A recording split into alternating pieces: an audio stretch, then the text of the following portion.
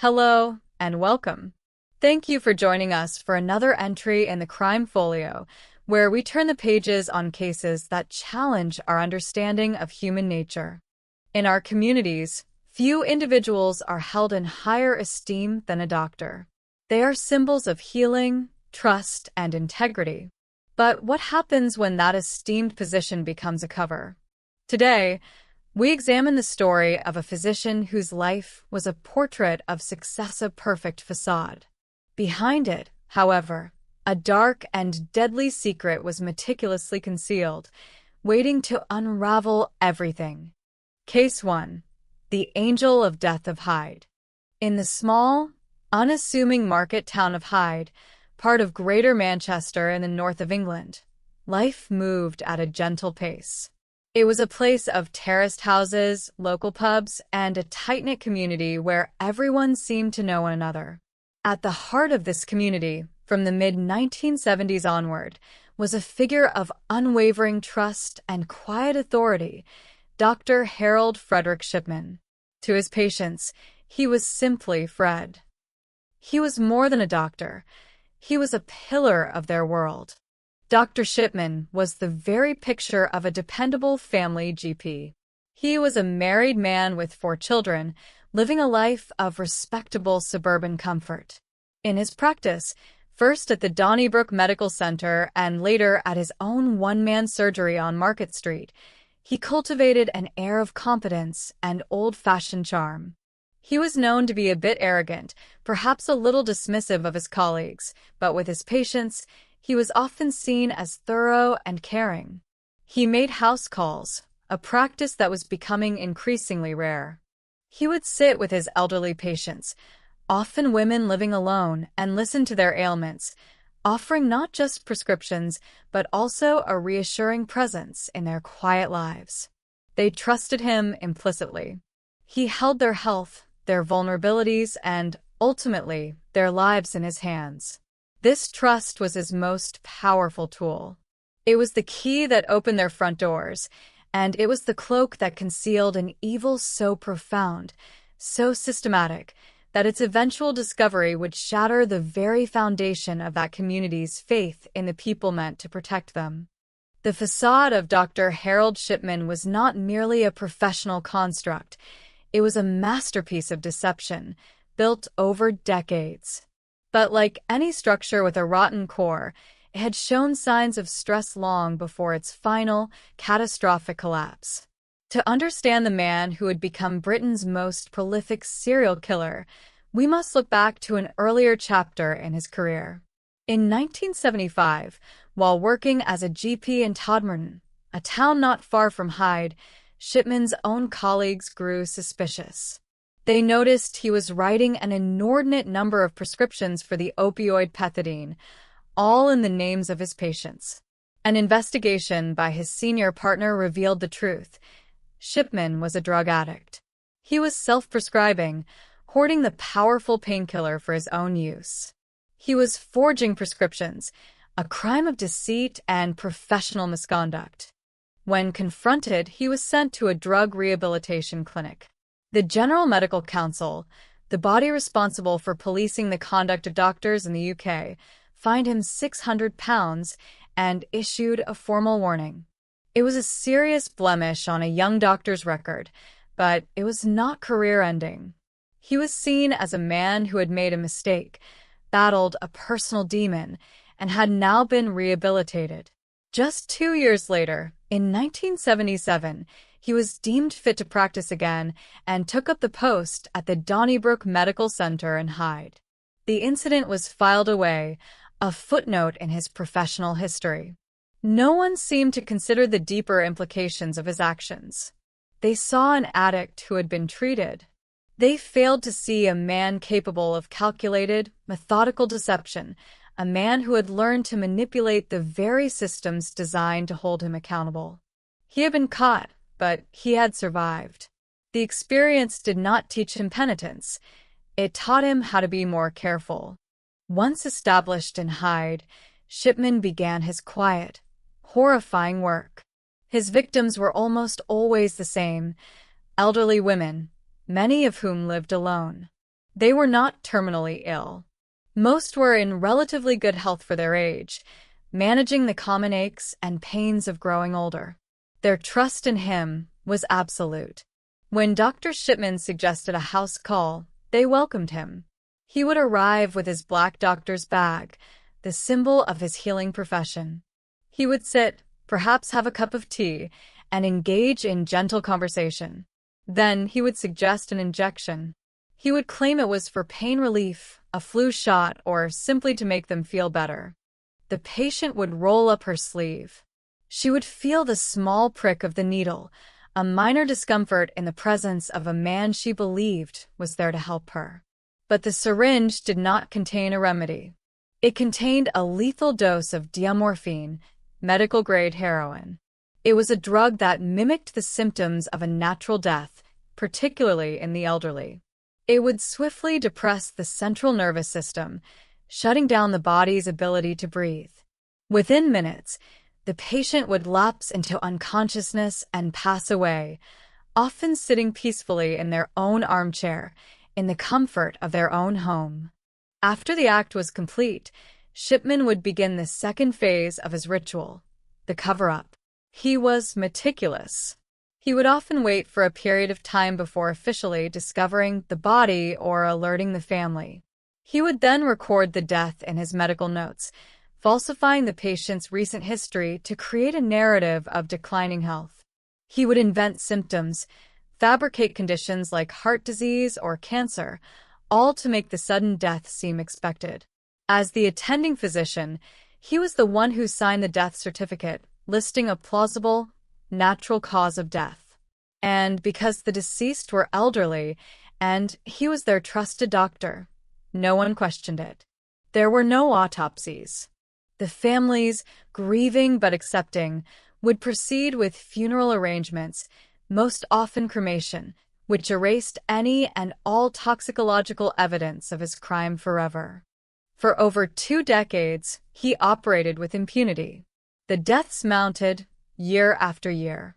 He was a constant presence at the funerals of his patients, offering condolences to the families he had personally bereaved. He was seen as a doctor who cared so deeply that he shared in their grief. In reality, he was observing the success of his work, ensuring his facade remained intact. The sheer number of deaths among his patients was staggering, far exceeding that of any other practice in the region, but this horrifying statistic remained buried within paperwork, an anomaly that went unnoticed. He was an angel of death, cloaked in the comforting image of a small-town doctor. He chose when his patients would die, and he did so in the one place they should have been safest, their own homes under his care. The community of Hyde, and indeed the medical profession, remained blissfully unaware of the predator in their midst. However, by the late 1990s, some quiet concerns began to surface, not from doctors or police, but from those who worked on the periphery of death. A local undertaker, Deborah Massey from the Frank Massey and Son Funeral Home, noticed an unusually high death rate among Shipman's patients. More than that, she was struck by how many of them died in similar circumstances. Elderly women, found deceased in their homes shortly after a visit from their doctor, all fully clothed and often sitting in a chair as if they had just been in conversation. Her concern was shared by Dr. Susan Booth, a clinician from a neighboring practice, who was also troubled by the pattern. Together, they alerted the coroner, who in turn contacted the Greater Manchester Police in March of 1998. An investigation, codenamed Operational, was launched, but it was cursory at best. The police, perhaps unwilling to seriously consider that a respected doctor could be a monster, reviewed the death certificates Shipman had signed. They saw plausible causes of death, all certified by a medical professional. They interviewed Shipman himself, who was calm, cooperative, and provided the falsified medical records to back up his claims. Without any obvious signs of foul play, and with a lack of concrete evidence, the investigation was closed just a few months later, in April 1998. The police concluded there was no case to answer. Harold Shipman had been investigated and, once again, cleared. He had looked authority in the eye and lied, and his lie had been accepted. He was now emboldened, feeling utterly untouchable.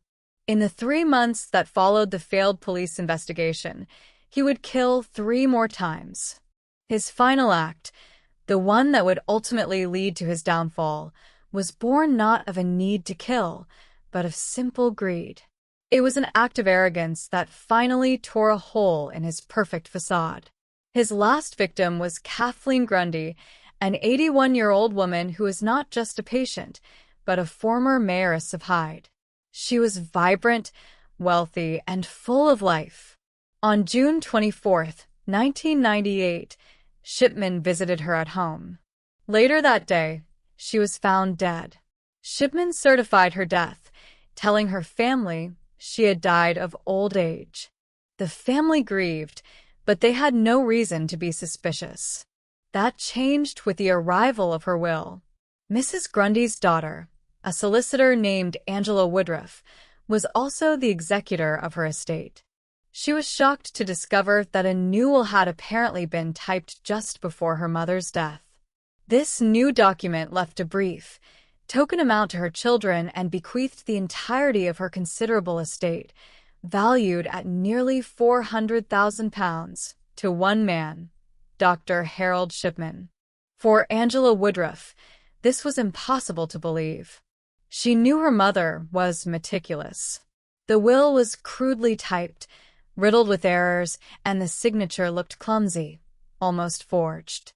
It was completely out of character for her mother to disinherit her own family in favor of her doctor. Woodruff's professional instincts as a lawyer immediately took over. This was not the act of a sound-minded woman. It was a fraud. She did not immediately suspect murder, but she knew a crime had been committed. She went to the police. This time, with the tangible evidence of a fraudulent will, the police had to take it seriously. A new, more thorough investigation began, led by Detective Chief Inspector Mike Williams. The key was Kathleen Grundy's body. Fortunately, her family had chosen burial, not cremation. Her body was exhumed from Hyde Cemetery. The subsequent autopsy revealed the truth that had been hidden for so long. Her tissues contained a fatal concentration of diamorphine. She had not died of old age. She had been murdered. The police arrested Dr. Shipman. They searched his surgery on Market Street and seized his computer and a Brother typewriter. The forensic evidence was damning. Analysis of the typewriter ribbon revealed it had been used to type the fraudulent will. An examination of his computer's hard drive was even more revealing. It showed how he had posthumously altered Mrs. Grundy's medical records, creating a false history of poor health and drug-seeking behavior to cover his tracks. But he had made a mistake. The computer's internal clock proved that he had made these entries after she had died. The digital ghost in the machine exposed his lies. With the clear evidence of one murder, the police began to look back, to peel away the layers of Shipman's entire career in Hyde. They began the grim task of reviewing the deaths of hundreds of his other patients. The patterns that the undertaker had noticed now became the focus of a massive police inquiry. They identified dozens of cases that mirrored the circumstances of Kathleen Grundy's death. One by one, they approached families, asking for permission to exhume the bodies of their loved ones. It was a horrifying request, asking them to disturb the final resting place of their mothers and grandmothers. But in the pursuit of truth, many agreed. A total of 12 bodies were exhumed. In case after case, the results were the same: lethal or potentially lethal doses of diamorphine. The victims were women like Irene Turner, who had been recovering from a minor operation, Lizzie Adams, who he claimed had a terminal illness her family knew nothing about, and Jean Lilly, who died on the very day her daughter had spoken to her and found her in good spirits. The evidence was overwhelming. Shipman was charged with 15 counts of murder and 1 count of forgery. His trial began at Preston Crown Court in October 1999. Throughout the proceedings, Harold Shipman remained a figure of detached arrogance.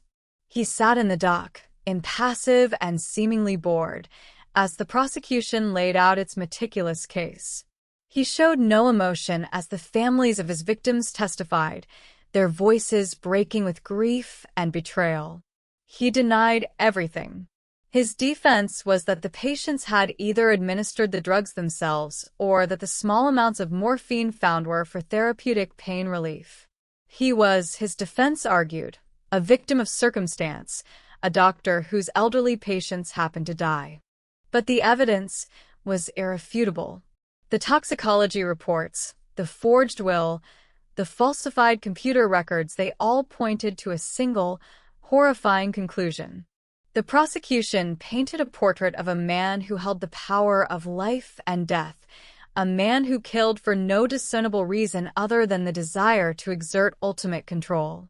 There was no financial motive in the other cases, no mercy killing of the terminally ill. It was simply murder, repeated over and over, hidden behind a mask of professional care. On January 31, 2000, after 6 days of deliberation, the jury delivered its verdict.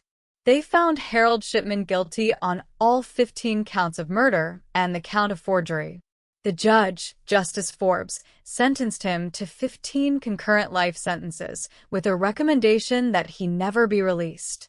He told Shipman in his sentencing remarks, "You have finally been brought to justice by the verdict of this jury. I have no doubt, however, that you are a wicked and evil man. You have betrayed the trust of your patients, and you have debased your profession." The conviction was only the beginning of the story. The scale of his crimes was still not fully understood. The government launched a formal public inquiry, chaired by Dame Janet Smith, to investigate all deaths certified by Shipman during his career.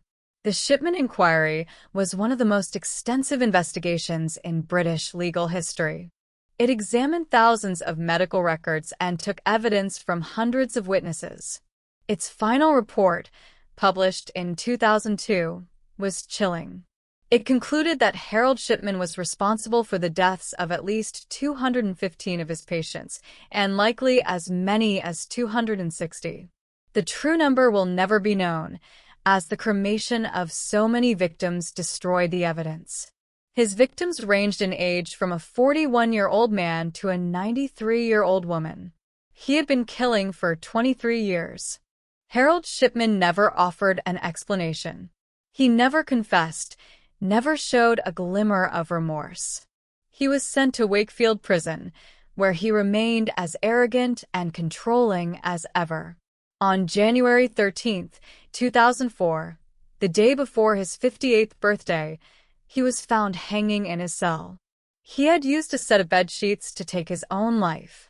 It was his final act of control, denying the families of his victims and the world any chance of understanding what drove him. He took his secrets with him to the grave.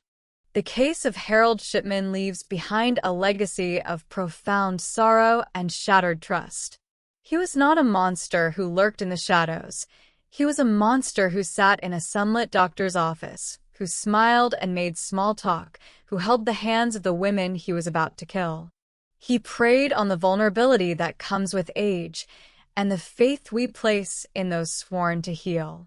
His story is a chilling reminder that the most perfect facade can hide the darkest of secrets, and that evil can be found not in the extraordinary, but in the terrifyingly ordinary.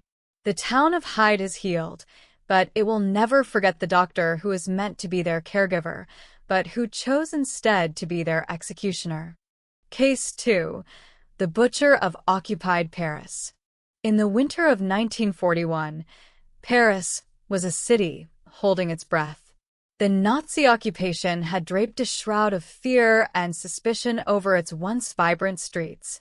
Swastika banners hung from grand buildings, the tramp of jackboots echoed on the cobblestones, and the Gestapo's black citrons prowled with silent menace. For the city's Jewish population, and for others deemed enemies of the Reich resistance fighters, political dissidents, common criminals, Paris had become a cage. Every knock on the door, every stranger's glance could mean arrest, deportation, and a one-way journey to a concentration camp in the East. In this atmosphere of pervasive dread, escape was not just a desire, it was a desperate, all-consuming prayer. It was in this desperate climate that whispers began to circulate through the underground networks. The whispers spoke of a doctor, a man of intellect and influence, who had devised a secret route to freedom. He was said to be a patriot, a key figure in a sophisticated resistance cell dedicated to smuggling people out of the clutches of the Nazis. His network, the rumors claimed, could arrange safe passage to Argentina or another neutral country in South America, far from the war and the Holocaust. The price was high, 25,000 francs per person, but for those with the means, it was a small price to pay for life itself. The name of this savior, passed from one trembling hand to another, was Dr. Marcel Petiot. To those who met him, Dr. Petiot was the embodiment of confidence and reassurance.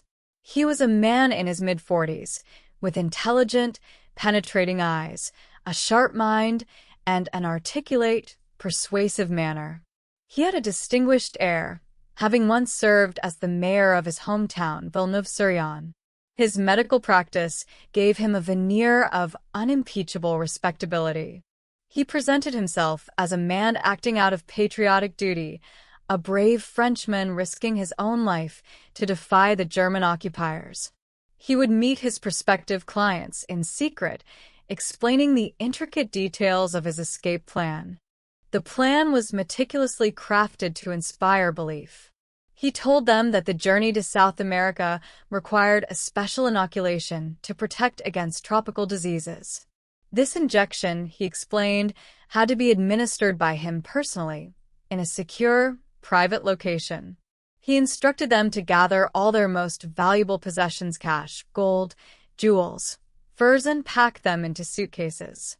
They were told to leave everything else behind, to tell no one of their plans, and to arrive at his private townhouse at 21 Rue Le Sueur, a quiet, upscale street near the Arc de Triomphe, at a designated time.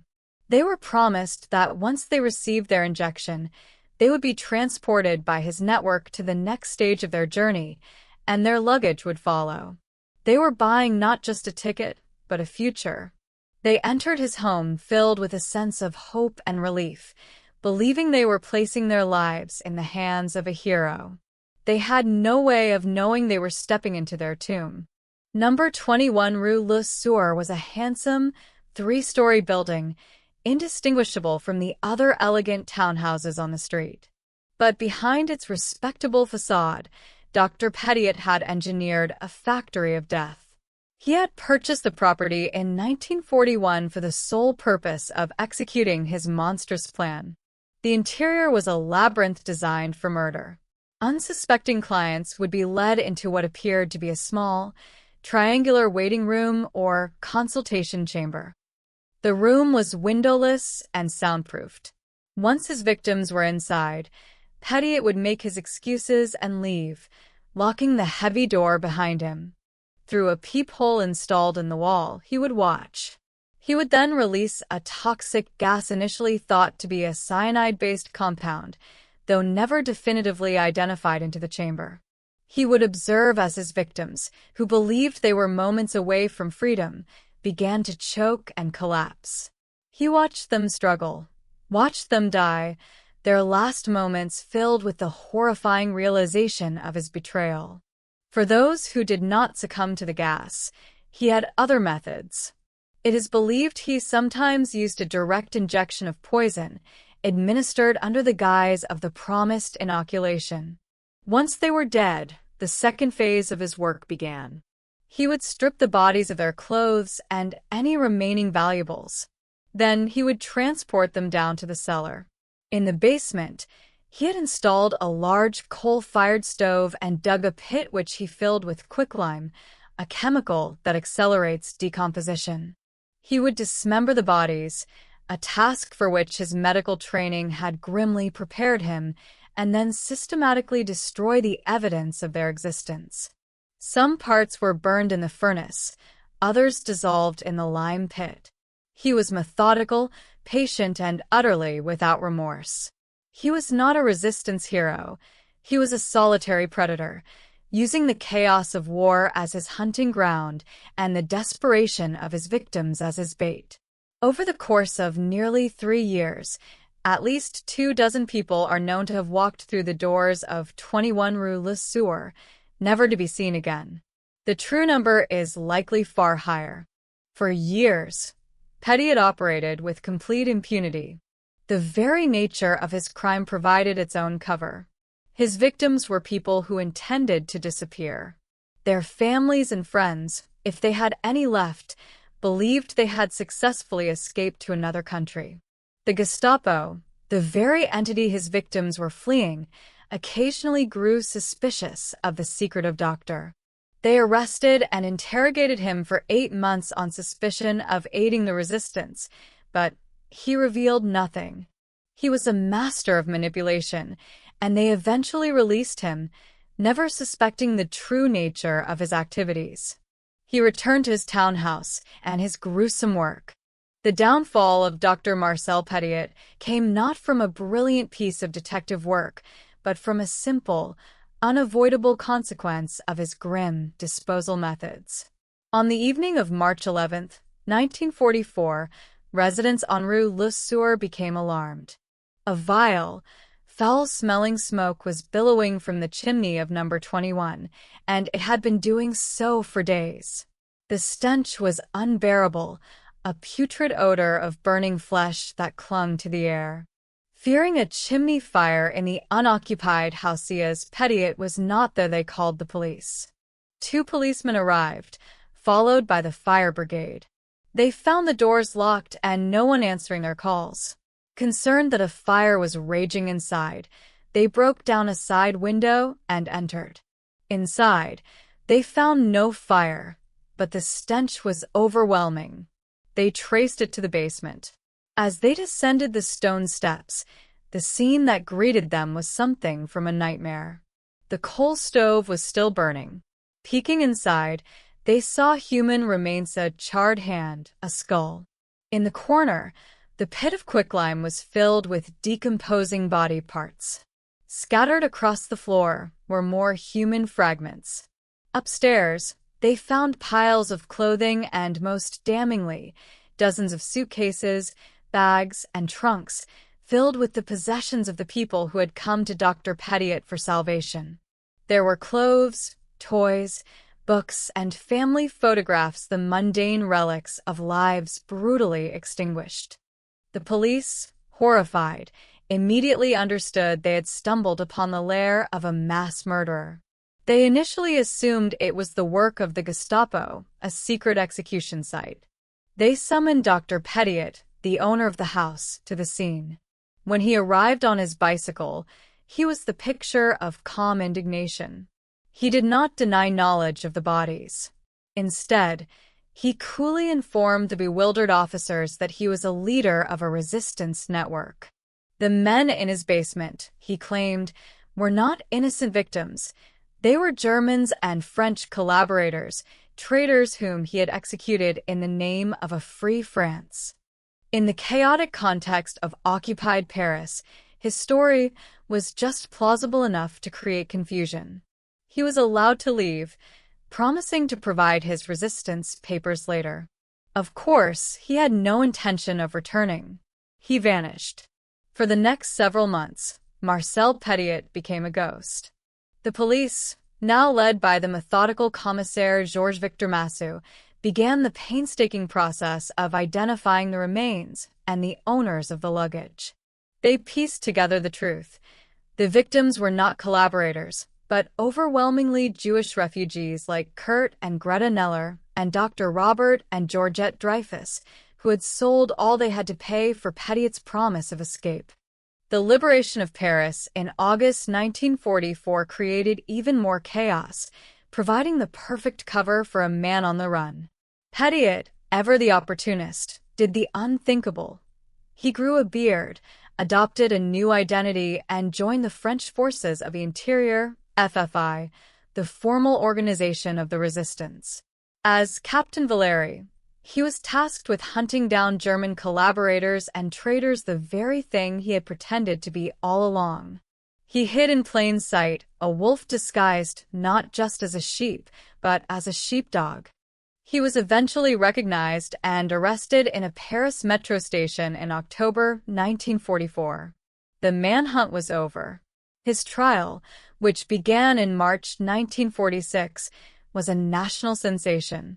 It was pure theater, with Petiot himself as the star performer.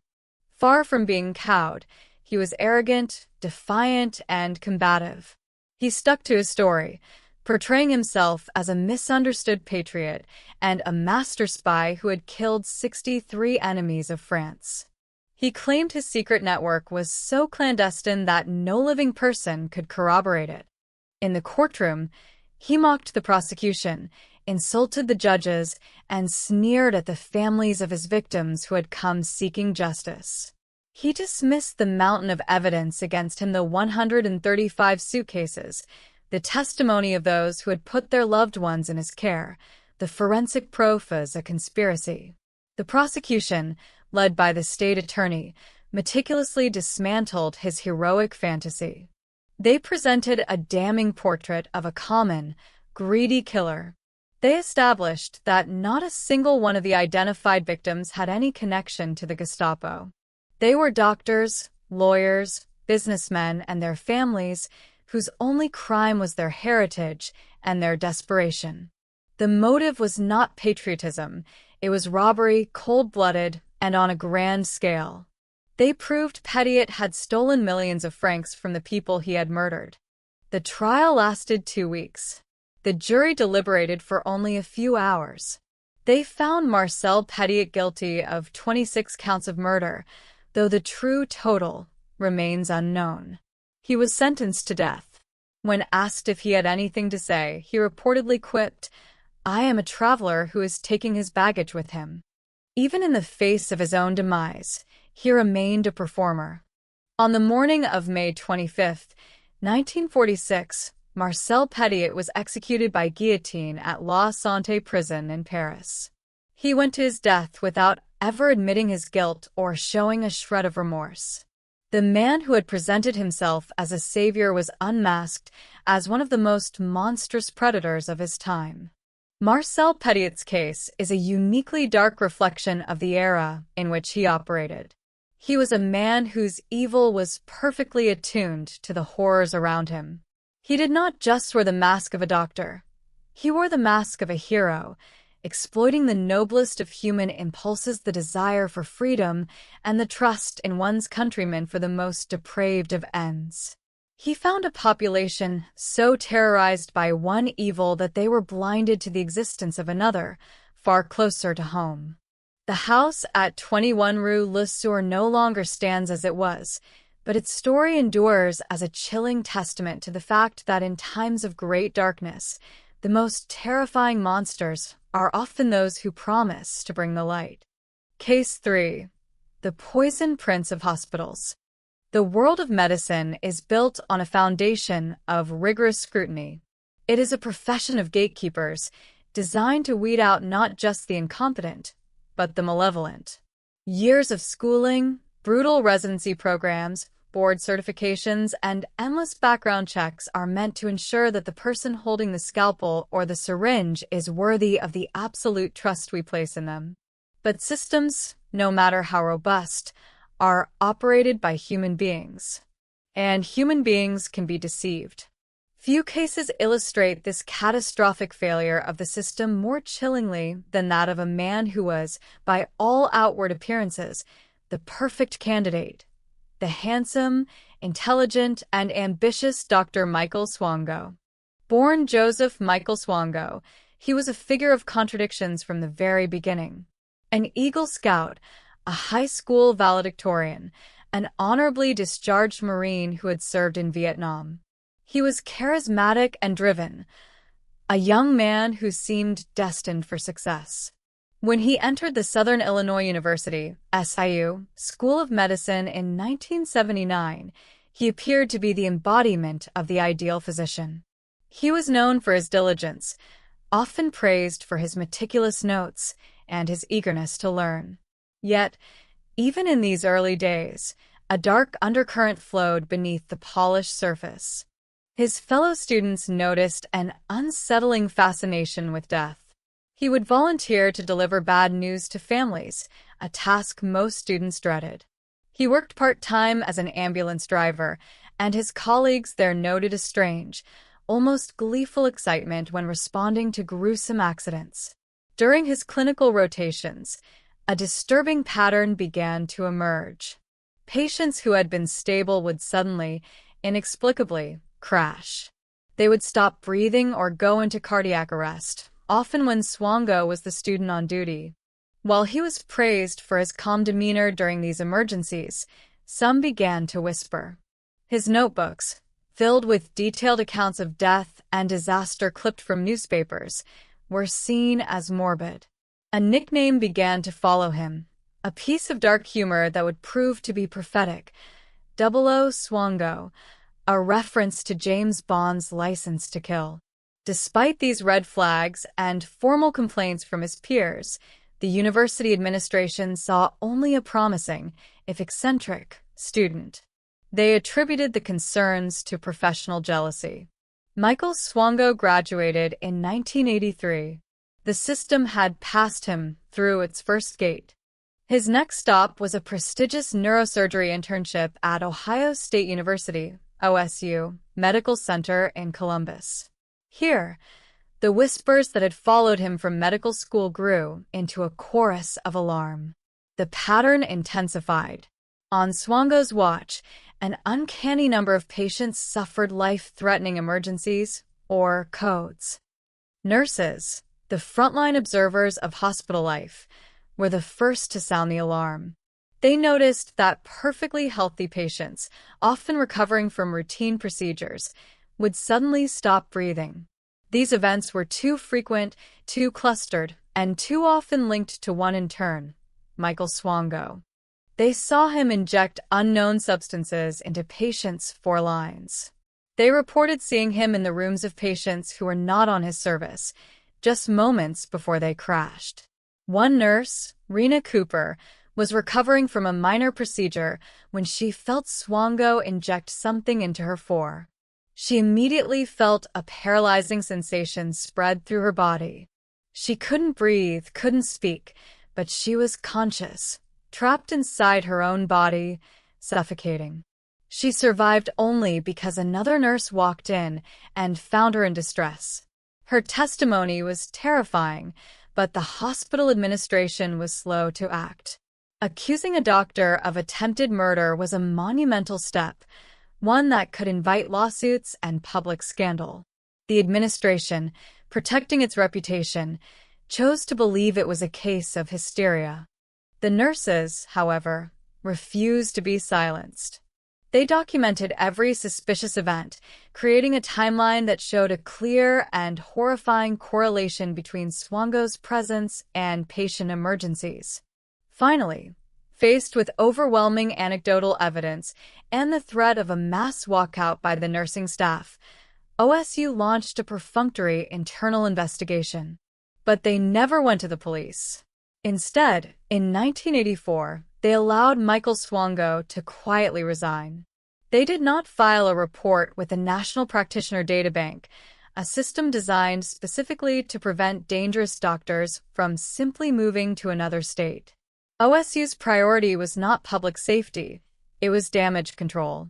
Michael Swango, the charming doctor with a golden resume, walked away, his medical license intact, leaving a trail of death and terror in his wake. The system had failed again. Unable to secure another medical position due to the cloud of suspicion from OSU, Swango returned to Quincy, Illinois, and took a job as a paramedic. The change in profession did not change the man. In 1985, his colleagues at the ambulance service began to fall violently ill. They suffered from debilitating nausea, vomiting, and stomach cramps, always after eating food donuts, coffee, sweet tea that Swango had brought to the station. Their suspicions aroused, several of them went to the police. An investigation led to a search warrant for Swango's apartment. Inside, police found a chilling collection of books on poison, along with jars of arsenic and ant poison. He was arrested and, after a trial, convicted of aggravated battery for poisoning his co-workers. He was sentenced to 5 years in prison. This should have been the end. A felony conviction for poisoning should have irrevocably barred him from ever practicing medicine again. But Michael Swango was a master of reinvention.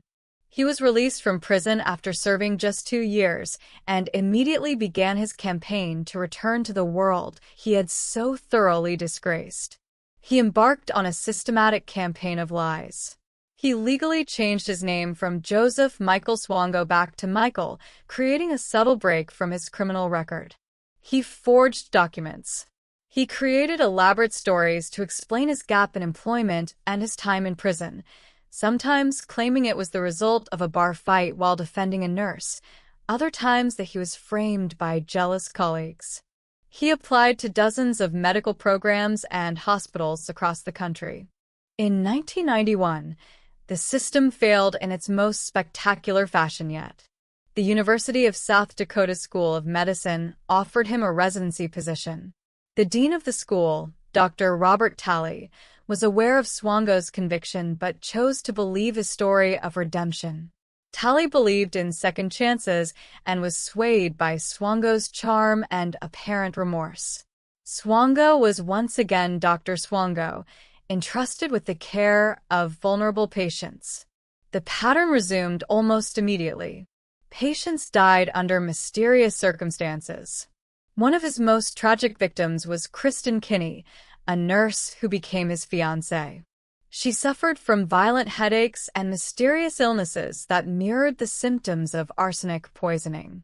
She eventually took her own life, but her family was convinced that Swango had either driven her to it or had been slowly poisoning her, a suspicion later supported by traces of arsenic found in her exhumed remains. After a year, even the trusting dean could no longer ignore the cloud of death surrounding his resident. Swango was once again dismissed, but not reported to the authorities. Undeterred, Swango moved to New York. In 1993, he used forged letters of recommendation and lied about his past to secure a psychiatry residency at Stony Brook University Hospital on Long Island. Within months, 3 of his patients were dead. Baron Harris, a patient recovering from pneumonia, died of a mysterious heart attack after Swango sat by his bedside. Another patient, Aldo Sarini, died after Swango was seen entering his room with a syringe. A third patient also died under his care.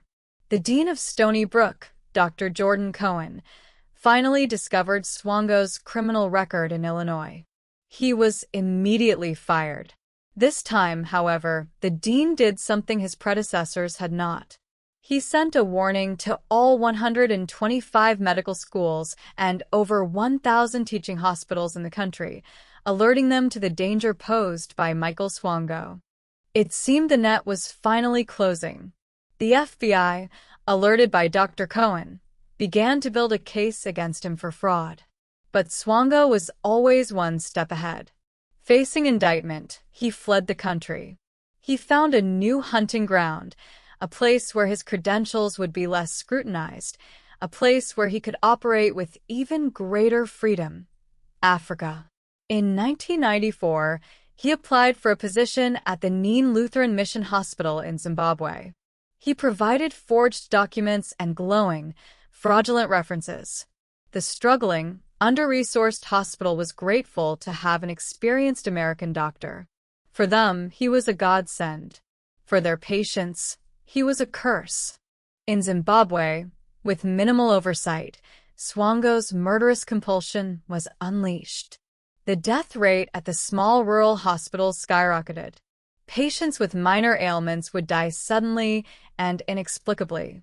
He was seen, time and again, walking through the wards, and a perfectly stable patient would be dead within the hour. Local doctors, led by the astute Dr. Christopher Zashiri, became deeply suspicious. They noticed that patients were dying on weekends when Swango was the only doctor on duty. They found syringes and vials of adrenaline and other paralytic drugs in his trash. When they finally confronted him, Swango was suspended. But before a full investigation could be completed, he fled once more. He made his way to Zambia and then to Saudi Arabia, continuing to work in medicine under false pretenses. Meanwhile, the FBI had compiled an overwhelming case against him for his actions in the United States. A federal warrant was issued for his arrest on charges of defrauding the government by lying on his application to the VA Medical Center in Northport, New York, where he had worked briefly after being fired from Stony Brook and where, predictably, more patients had died. The end came on June 27, 1997. Believing he had outrun his past, Michael Swango boarded a flight from Johannesburg, South Africa, to Chicago, where he was scheduled to connect to a flight to Saudi Arabia. When his plane landed at O'Hare International Airport, FBI agents were waiting. He was arrested without incident. The legal battle that followed was complex. Proving murder is difficult under the best of circumstances. Proving it years after the fact, when bodies have been cremated and evidence is cold, is nearly impossible. Prosecutors started with the one charge they knew they could prove: fraud. In 1998, Swango pleaded guilty to defrauding the government and was sentenced to 3.5 years in a federal prison. This sentence, however, was merely a placeholder. It gave investigators the time they needed to build their murder case. Detectives and prosecutors from New York and Ohio worked relentlessly, exhuming bodies and re-interviewing hundreds of witnesses. They found damning toxicological evidence. The bodies of 3 of his patients from the Northport VA Hospital, George Ciano, Aldo Sarini, who had been transferred there from Stony Brook, and Baron Harris, contained traces of potent muscle relaxants and poisons that had not been prescribed. The evidence was irrefutable. Faced with the prospect of the death penalty in both Ohio and New York, Michael Swango finally abandoned his facade. In a sterile courtroom in 2000, he pleaded guilty to 3 counts of murder in New York and 1 in Ohio. He also admitted in open court to poisoning Kristen Kinney and to lethally injecting dozens of other patients. He did so with the same detached, unemotional demeanor he had displayed throughout his life. There was no confession, no apology, no explanation. He simply admitted to the facts to avoid execution. He was sentenced to 3 consecutive life sentences without the possibility of parole. He is currently incarcerated at the ADX Florence Supermax prison in Colorado, confined to a concrete cell for 23 hours a day. The story of Michael Swango is a profound indictment of a system that failed at every level. He is believed to be responsible for as many as 60 murders, making him one of the most prolific serial killers in American history. He was a predator who found his perfect camouflage in the sacred uniform of a physician. He exploited the inherent trust of his patients and the professional inertia of the institutions meant to protect them. His case forced a painful reckoning within the medical community, leading to stricter background checks and better communication between hospitals. But for his many victims, those changes came too late.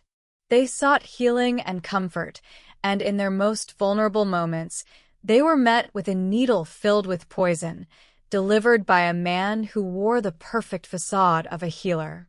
Case 4. The Doctor of Starvation Heights. At the turn of the 20th century, the world was alive with new ideas about health and the human body. As conventional medicine grappled with its limitations, a fervent wellness movement took root, promising cures not through surgery or pharmaceuticals, but through nature itself. It was an age of hydrotherapy, naturopathy, and radical dietary theories. Adherents to these new philosophies were often not the uneducated, but the wealthy and the well-read, people who saw themselves as forward-thinking pioneers. In the misty, isolated woodlands of the Pacific Northwest, near the small town of Olalla, Washington, one woman built an empire on this very premise. Her name was Dr. Linda Hazard, and she offered not just a cure, but a path to purification. Her sanitarium, which she called Wilderness Heights, was not a hospital, but a temple to her one, unshakable belief that the root of all disease was impurity, and its only cure was absolute, prolonged fasting. Linda Hazard was not a medical doctor in the conventional sense. She held a license as a fasting specialist, a qualification granted under the loose, grandfathered laws of Washington state that recognized alternative practitioners. She had no formal medical degree from a recognized institution. But what she lacked in traditional credentials, she more than made up for in charisma and unwavering self-belief. She was a commanding figure, tall, severe, and articulate. She authored a book, Fasting for the Cure of Disease, which laid out her philosophy with the conviction of a prophet. She argued that the human body, when unburdened by the taxing process of digestion, would naturally turn its energies toward healing itself, expelling the toxins that caused every ailment from rheumatism to cancer. To her followers, she was a visionary, a brave iconoclast battling a skeptical medical establishment. They flocked to her remote sanitarium, a bleak and austere compound set deep in the woods, far from the conveniences and distractions of modern life. They came seeking relief from real and imagined illnesses, placing their health, their fortunes, and their very lives into her capable-looking hands. They believed they were entering a place of healing and rejuvenation. In reality, they were checking into a place where faith was a weapon and the promised cure was a slow, agonizing death. The perfect facade of Dr. Hazard was not one of traditional medical authority, but of enlightened wellness, a disguise that proved to be just as deadly. The story that would finally expose the horror of Starvation Heights, as the locals grimly called it, begins with two sisters, Claire and Dorothea Williamson. They were wealthy British heiresses, living a comfortable life in Victoria, British Columbia. Orphaned and independently wealthy, they were also chronic hypochondriacs, perpetually anxious about their health and endlessly seeking new treatments for their litany of minor, vague complaints. In 1911, they discovered Dr. Hazard's book. Her theories resonated with them completely. It seemed a logical, natural, and modern approach to perfect health. They wrote to Dr. Hazard and, seduced by her confident replies, made the fateful decision to travel to Olalla and place themselves under her care. When they arrived, they were taken not to the sanitarium itself, but to apartments in the nearby town of Seattle, where the initial phase of their treatment would begin. Dr. Hazard's regimen was brutal and unyielding. The sisters' diet was immediately reduced to a few cups of thin, strained tomato and asparagus broth per day. This near-total starvation was supplemented by a grueling daily routine. For hours, they were subjected to enemas, a practice Hazard believed was essential to washing out the body's impurities. This was followed by long, vigorous massages, which were, in reality, prolonged and systematic beatings. Hazard would knead and pummel their wasting bodies, claiming the pain was the feeling of toxins being broken down. As the weeks turned into months, the sisters grew alarmingly weak. Their bodies withered, their minds grew clouded and confused from malnutrition. Hazard's control over them became absolute. She managed their finances, intercepted their mail, and isolated them from the outside world. She was a constant, dominating presence, assuring them that their profound weakness, the dizzy spells, the gnawing hunger were all positive signs that the cure was working. They were simply passing through a necessary crisis on the road to perfect health. Their faith in her, though wavering, was all they had left. Soon, Hazard moved them from Seattle to the isolation of Wilderness Heights in Olalla. Here, her control was complete. The sanitarium was less a place of comfort and more a prison camp. The sisters were kept in separate cabins. It was here that Hazard made her final move. She convinced the skeletal, mentally enfeebled sisters that for her to manage their affairs while they completed their cure, they needed to grant her full power of attorney. She also had Dorothea sign a new will, naming Hazard as the beneficiary of a significant portion of her estate. She was not just starving their bodies, she was systematically draining their fortunes. In the spring of 1911, Dorothea, known as Dora, became critically ill. Her body, deprived of sustenance for too long, was shutting down. Yet, Hazard insisted it was the last great effort of the toxins. On April 30th, Claire was told that her sister's condition was worsening.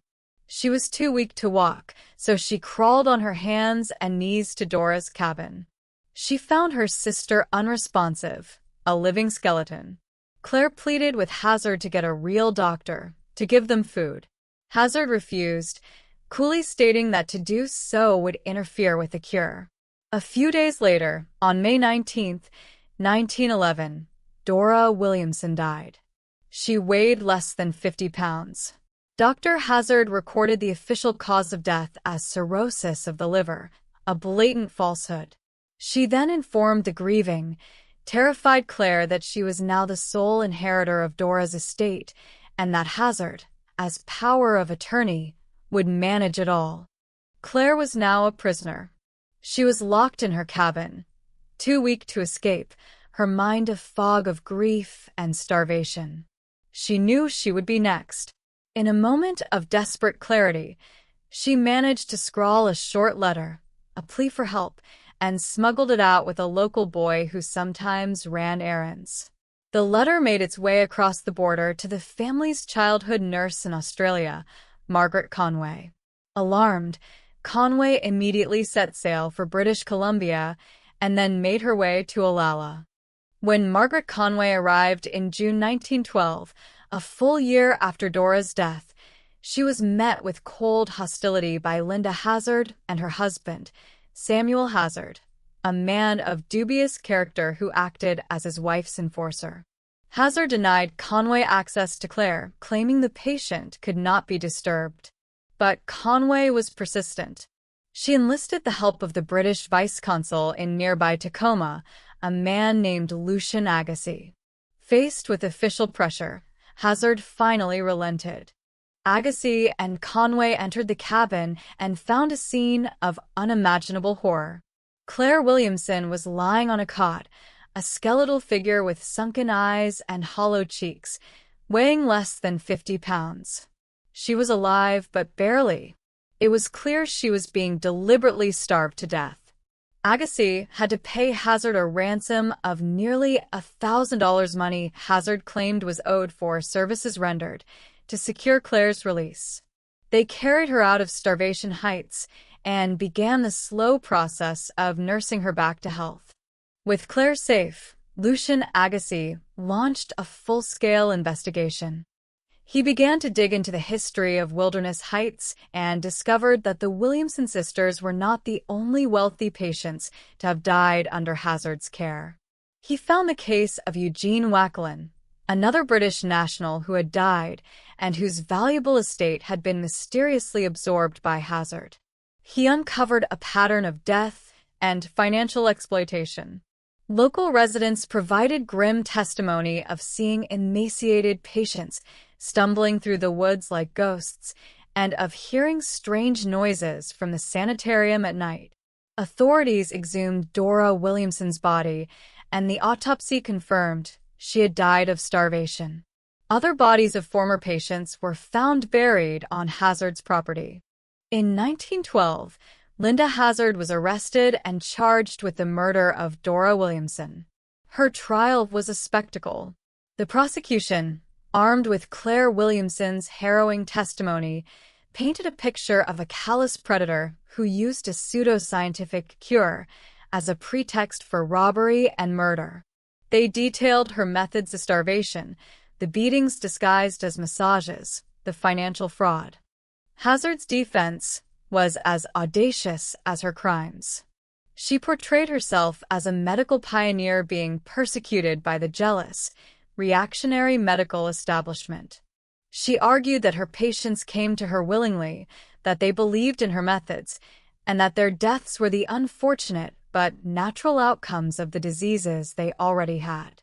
She never wavered from her story, maintaining her air of intellectual superiority and righteous indignation throughout the trial.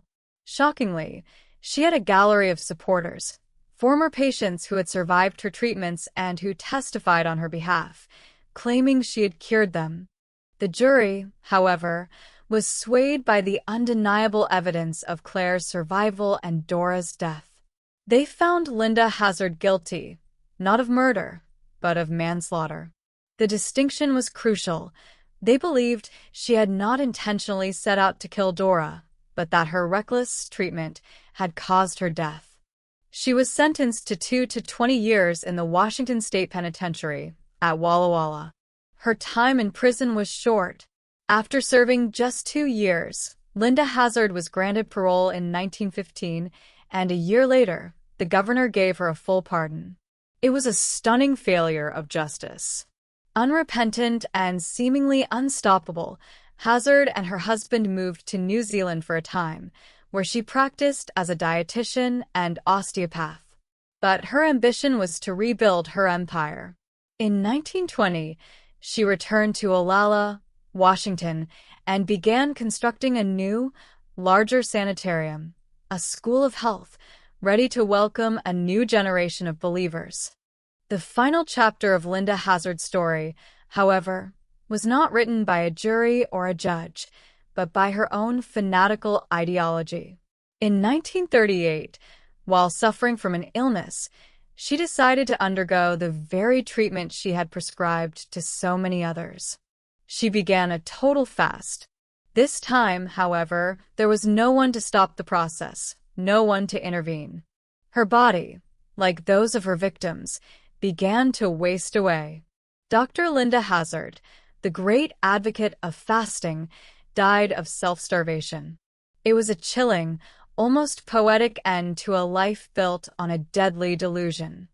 The legacy of Starvation Heights is a haunting examination of the power of belief and the darkness that can hide behind the promise of enlightenment.